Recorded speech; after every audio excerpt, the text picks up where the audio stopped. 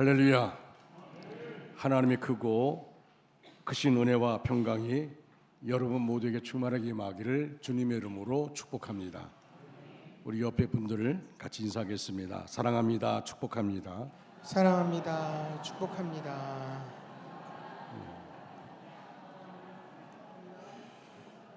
오늘은 야고보서 강의 11번째 시간입니다.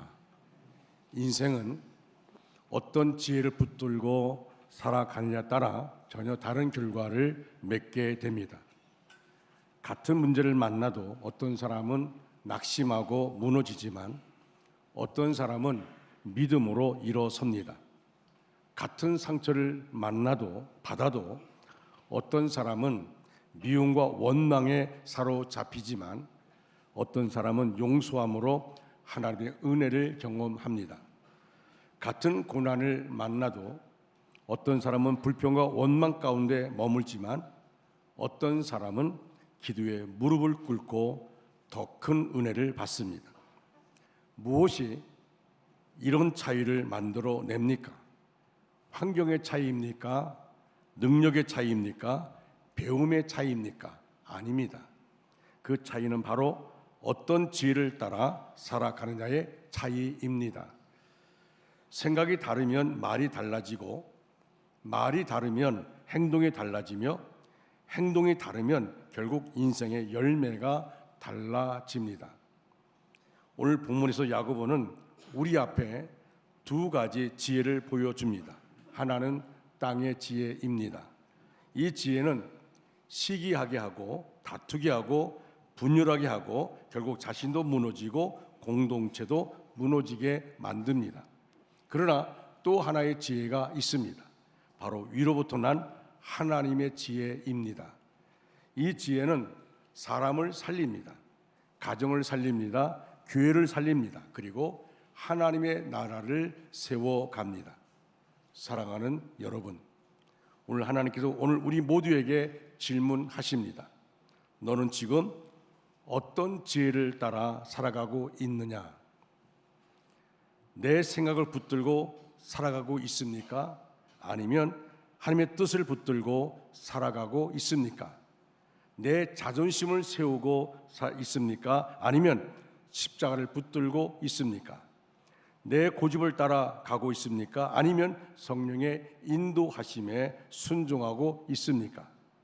오늘 이 시간 말씀을 통하여 우리 안에 남아있는 세상의 지혜는 내려놓고 위로부터 주시는 하나님의 지혜로 충만해지기를 바랍니다. 첫째로 우리의 변화된 삶을 통해서 참 지혜를 보여야 합니다. 13절 말씀을 함께 읽겠습니다. 너희 중에 지혜와 총명이 있는 자가 누구냐? 그는 선행으로 말미암아 지혜의 온유함으로 그 행함을 보일지니라. 아멘. 야고보는 우리에게 도전적인 질문을 던집니다. 너희 중에 지혜로운 사람이 누구냐? 여러분이라면 어떻게 대답하시겠습니까? 세상은 학벌이 높은 사람이라고 말합니다. 많이 아는 사람이라고 말합니다. 말을 잘하는 사람이라고 말합니다. 그러나 하나님은 다르게 말씀하십니다. 지혜는 입으로 증명하는 것이 아니라 삶으로 증명하는 것입니다. 입술은 속일 수 있지만 삶은 속일 수 없습니다. 말은 꾸밀 수 있지만 행실은 섬길 수 없습니다.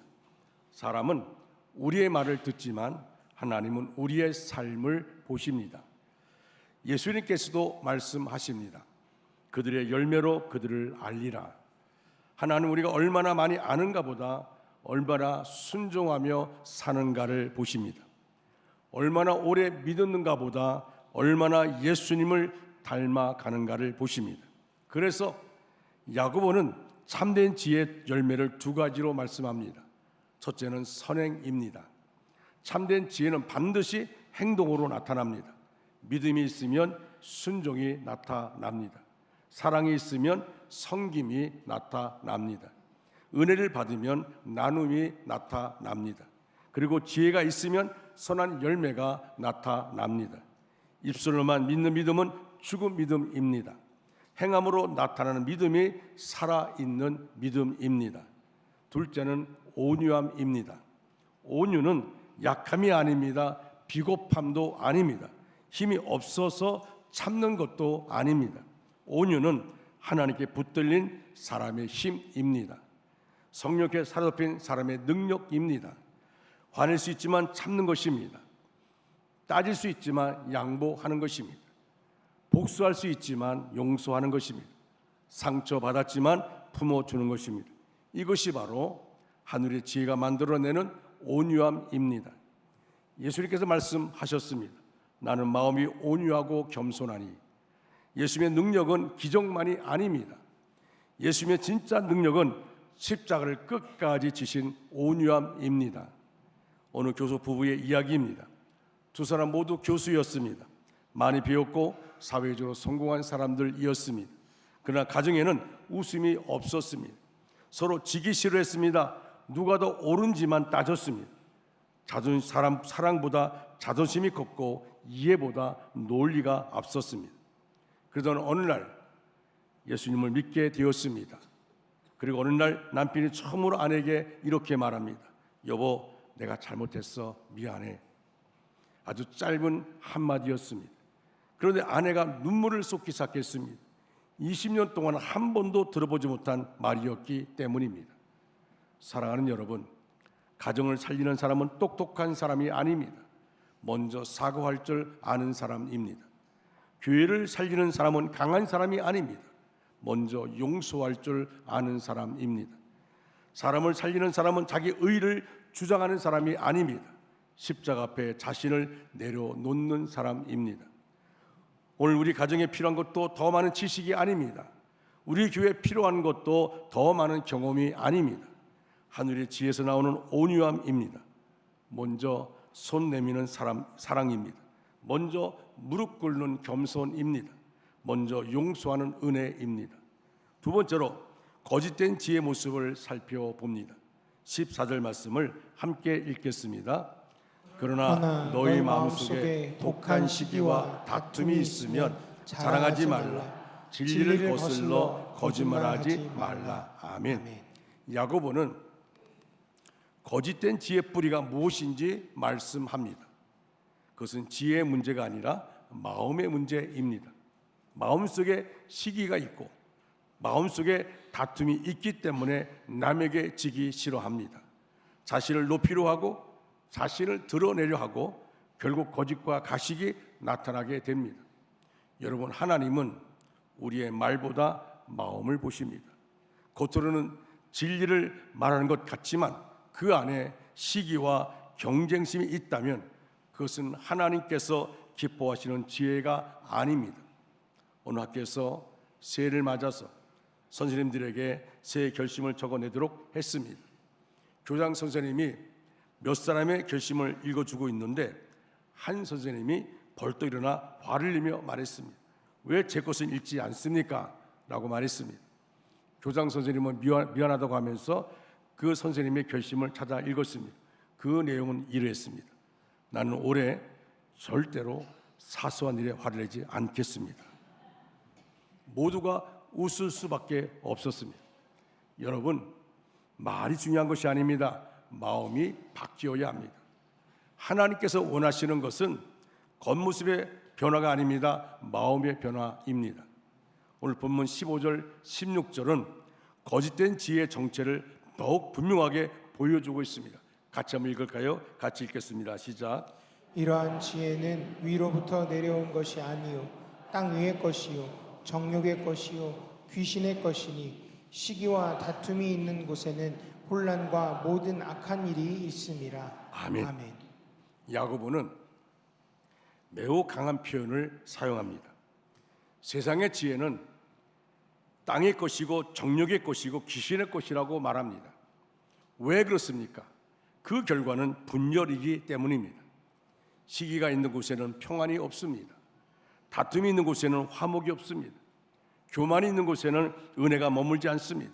그래서 사탄은 언제나 분열시키고 하나님은 언제나 하나 되게 하십니다. 오늘날 세상도 마찬가지입니다. 사람들은 자기 생각이 옳다고 주장합니다. 상대방을 이기려고 합니다. 서로를 공격하고 정죄합니다. 교회도 예배가 아닙니다. 교회 안에서 다툼이 시작되면 결국 모두가 상처를 받습니다. 이긴 사람도 없고 진 사람도 없습니다. 모두가 은혜를 잃어버리게 됩니다. 여러분, 진리를 말하는 것도 중요하지만 더 중요한 것은 사랑 안에서 진리를 말하는 것입니다. 사랑 없는 진리는 흉기가 될 수 있습니다. 그리스도를 드러내지 않고 자신을 드러내는 말, 하나님의 영광보다 자기의 자존심을 앞세우는 말은 하늘의 지혜가 아닙니다. 오늘 우리 안에 시기와 다툼이 있다면 내려놓으시기 바랍니다. 세상의 지혜를 버리고 완벽히 하시는 성령의 지혜를 구하는 복된 성도 되시기를 주님의 이름으로 축원합니다. 세 번째로 우리가 추구해야 할 참 지혜가 지혜에 대해서 살펴봅니다. 오늘 본문 17절 말씀을 우리가 큰 소리 읽겠습니다. 시작. 오직 위로부터 난 지혜는 첫째 성결하고 다음에 화평하고 관용하고 양순하며 긍휼과 선한 열매가 가득하고 편견과 거짓이 없나니. 아멘. 아멘. 참된 지혜는 하나님께서 주시는 선물입니다. 거짓된 지혜의 마음에는 시기와 다툼이 있지만 참된 지혜의 출발점은 성결입니다. 내가 어떻게 하면 하나님을 기쁘시게 할까? 어떻게 하면 하나님께 영광을 돌릴까? 이런 순수한 동기를 가진 사람이 참된 지혜를 가진 사람입니다. 그래서 참된 지혜를 가진 사람은 자신을 자랑할 필요가 없습니다. 자신을 꾸미거나 거짓으로 포장할 이유도 없습니다. 야고보는 참된 지혜의 특징을 7가지로 말씀합니다. 첫째, 화평합니다. 하나님과의 관계, 사람과의 관계 속에서 평화를 이루는 사람입니다. 둘째로, 관용합니다. 넓은 마음으로 다른 사람을 품을 줄 압니다. 셋째는 양순합니다. 다투기보다 듣기를 좋아하고 상대방을 존중합니다. 넷째는 긍휼이 있습니다. 오죽했으면 저랬을까 하는 마음으로 다른 사람을 이해합니다. 다섯째는 선한 열매가 가득합니다. 거짓된 지혜가 악한 열매를 맺는다면 참된 지혜는 선한 열매를 맺습니다. 여섯째로, 편견이 없습니다. 치우치지 않고 공평하게 판단합니다. 일곱째로, 거짓이 없습니다. 하나님 앞과 사람 앞에서 진실하게 살아갑니다. 그렇다면 참된 지혜의 결과가 무엇입니까? 오늘 본문 18절에 화평하게 하는 자들은 화평으로 심어 의의 열매를 거둔다고 말합니다. 야고보가 강조한 핵심은 화평입니다. 위로부터 난 지혜를 가진 사람은 반드시 화평을 만들어냅니다. 성숙한 신앙은 얼마나 많이 알고 있느냐보다 얼마나 많은 사람을 품을 수 있느냐에 달려 있습니다. 어느 부부가 오랫동안 서로 싸우다가 결국 이혼을 결정하고 물건을 나누게 됩니다. 살림을 다 나누는데 마지막에 남은 것이 하나 있었습니다. 그것은 몇 년 전 불행하게 죽은 아들의 유품이었습니다. 다 없앤 줄 알았는데 이것 하나가 남아 있었습니다. 바로 그 아들의 일기장이었습니다. 부부는 이것을 서로 자기가 가져가겠다고 다투었습니다. 그러다가 그 일기장을 열어보았습니다. 일기장에는 이런 말이 쓰여 있었습니다. 아빠 사랑해요. 엄마 사랑해요. 아빠 엄마 싸우지 마세요. 부부는 목이 메어서 마주 보다가 무심결에 서로 손을 잡았습니다. 그리고 누가 먼저랄 것 없이 이 아이의 소원을 이루어줍시다. 다시 화해를 했다는 것입니다. 우리가 살고 있는 인간관계 안에서도 늘 치러야 하는 싸움이 있습니다. 그것은 바로 관용의 싸움입니다.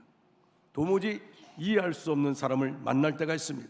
부당한 대우를 받을 때도 있습니다. 함께 사역하다 보면 정말 품기 어려운 사람도 있습니다. 그때 우리는 어떻게 해야 합니까? 내가 옳다고 주장하며 싸워야 합니까? 내 논리를 앞세워 상대를 이겨야 합니까? 그렇지 않습니다. 말로는 진리를 이야기할 수 있습니다. 바른 말도 할 수 있습니다. 그러나 바른 말이 반드시 사람을 살리는 것은 아닙니다.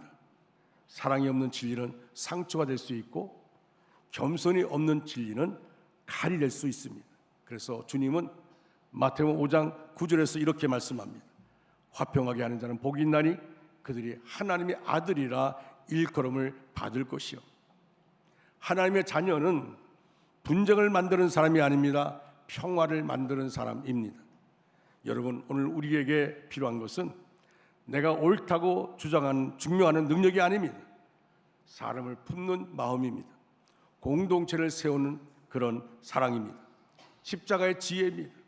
십자가는 상대를 이기는 길이 아닙니다. 자신을 내어주는 길입니다. 십자가는 상대를 무너뜨리는 길이 아닙니다. 상대를 살리는 길입니다. 예수님께서 우리를 품어 주셨듯이 우리는 서로 품어 주어야 합니다.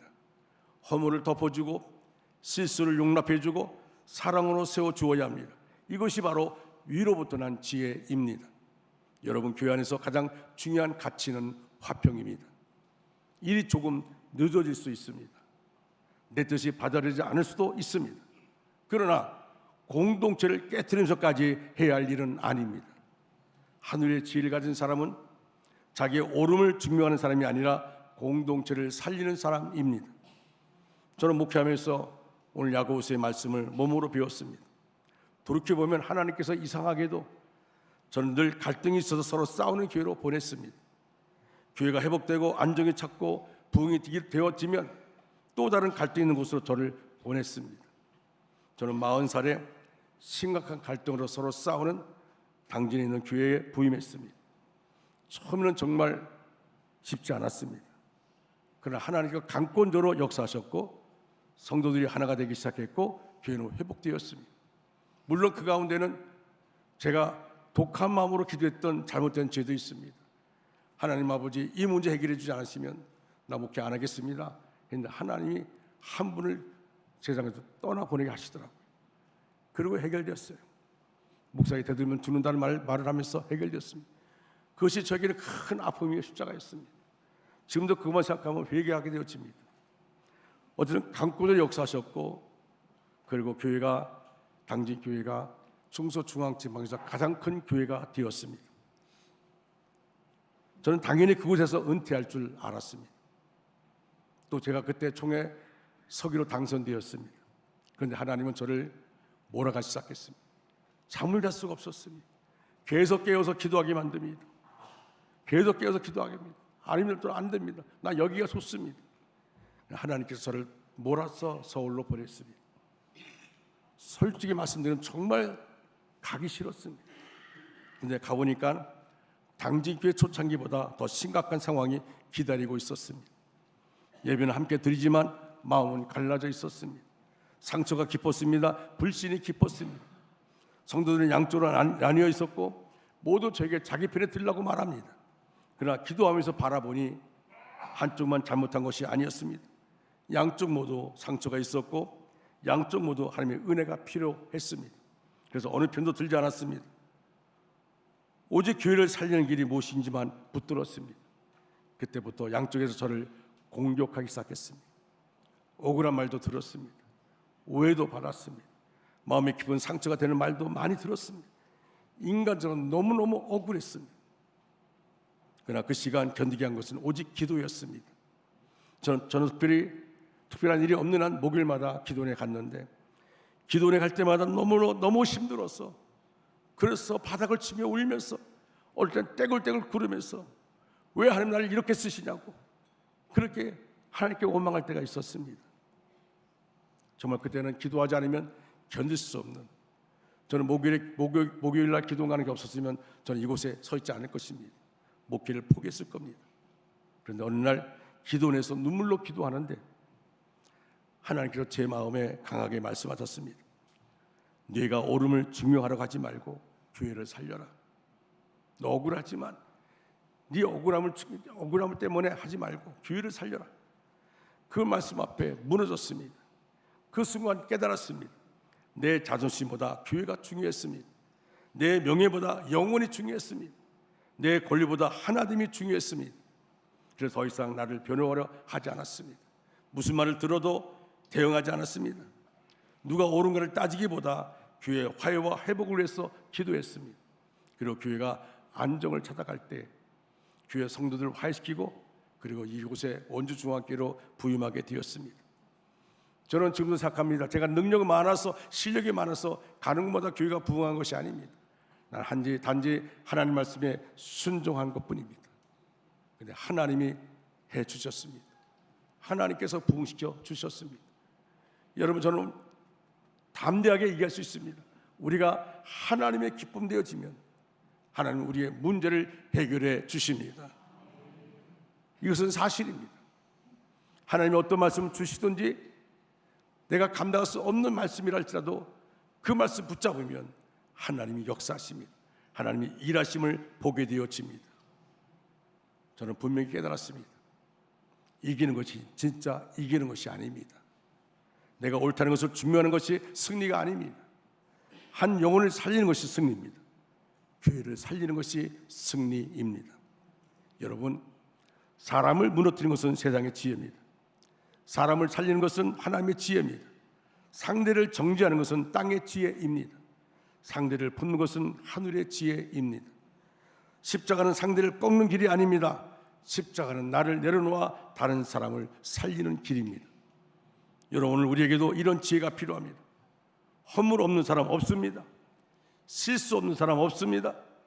다 줄치면 다 문제가 있습니다. 저도 문제가 있습니다. 다 줄치면 문제가 있습니다. 그럼 우리는 정죄보다 용서를 선택해야 합니다. 분쟁보다 화해를 선택해야 합니다. 자기 주장보다 십자가를 선택해야 합니다. 지혜로운 사람은 자기의 옳음을 끝까지 주장하는 사람이 아닙니다. 다른 사람의 허물을 덮어주고 상대를 세워주기 위해서 기꺼이 자신을 낮출 줄 아는 사람입니다. 그것이 십자가의 복음입니다. 그것이 위로부터 내려오는 참된 지혜입니다.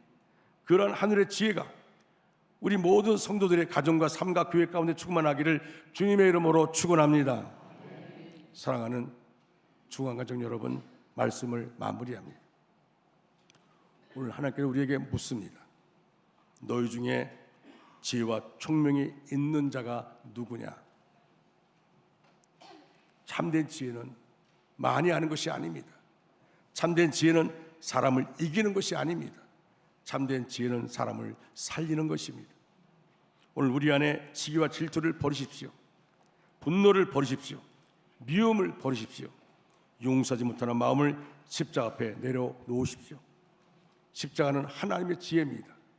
예수님은 자신을 높이지 않으시고 우리를 높여주셨습니다. 자신의 권리를 주장하지 않으시고 우리를 위해 십자가를 지셨습니다. 그러므로 이제 우리는 사람을 죽이는 말보다 사람을 살리는 말을 하고, 분쟁의 사람이 아니라 화평의 사람이 되고, 비난하는 사람이 아니라 품어주는 사람이 되어야 합니다. 여러분, 이기는 것이 승리가 아닙니다. 이번 한 주간도 위로부터 난 지혜로 살아가십시오. 성령의 충만한 가운데 살아가십시오. 그래 우리 원주 중앙교회가 사람을 살리고 가정을 살리고 다음 세대를 살리며 이 땅에 복음의 빛을 비추는 교회가 되기를 바랍니다. 하늘의 지혜로 승리하며 하나님께 영광 올려드리는 저와 여러분 되기를 주님의 이름으로 축원합니다. 축원합니다. 다 자리에 일어나셔서 찬양하겠습니다.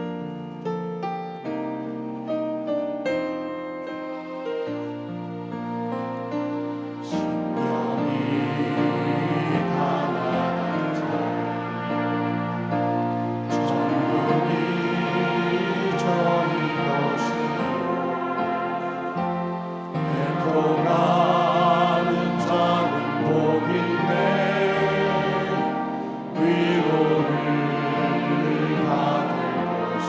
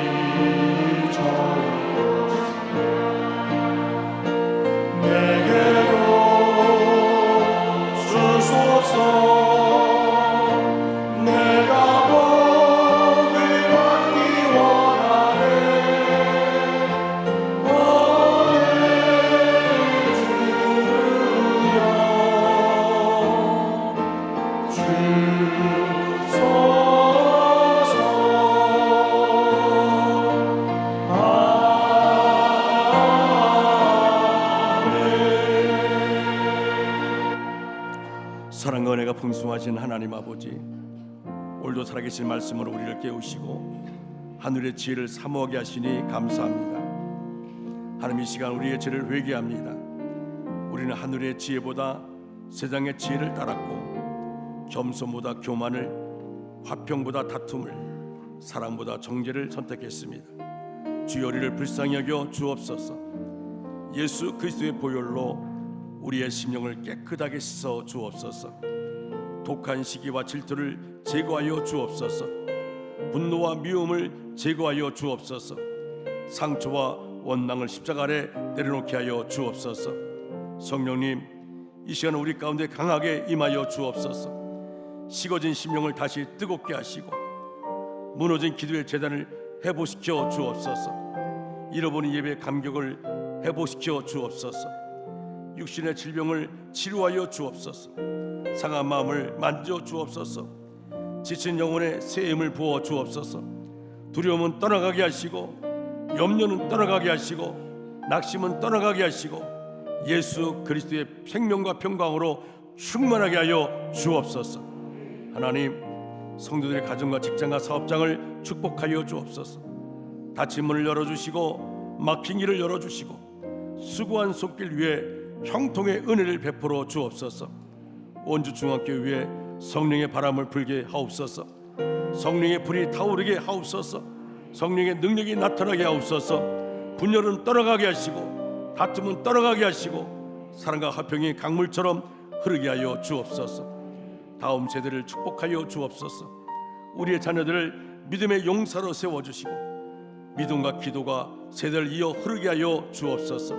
하나님, 원주 중학교를 아버지여 영혼을 살리는 교회가 되게 하여 주옵소서.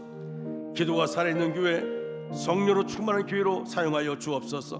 무엇보다 우리에게 하늘의 지혜를 주옵소서. 예수님의 마음을 주옵소서. 십자가의 사랑을 주옵소서.